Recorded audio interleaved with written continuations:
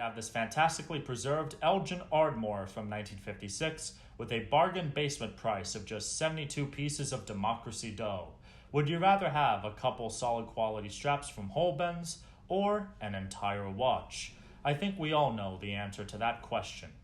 Anyway, starting from 1956 all the way until the cessation of all of Elgin's American manufacturing in 1968, Elgin no longer serialized their movements. This means that identifying what Elgin watch you have after this point is even harder to do, as Elgin records aren't exactly well preserved. However, this model is for sure an Ardmore, with its many horizontal lines on the case and dial, adding a nice textural contrast. This Elgin is a fine representative of the stuff America's former largest watchmaker was capable of, tastefully bridging the gap between the Art Deco schools of the 1930s and the then-new Googie school of design. For those unfamiliar with Googie, it is the signature look of 1950s America. Chrome tail fins that stretch to the sky on automobiles, bright pastels, as well as space-age designs symbolic of motion such as boomerangs and flying saucers.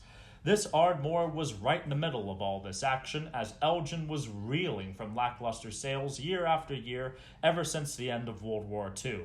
Hamilton, Bulliva, Waltham, Gruen, and of course Elgin were forced to make war material for both the Second World War as well as the later Korean War. This allowed neutral Switzerland to make inroads into the American watchmaking market to the detriment of the old titans of the American watchmaking industry. This is reflected in the construction of the Ardmore from Elgin.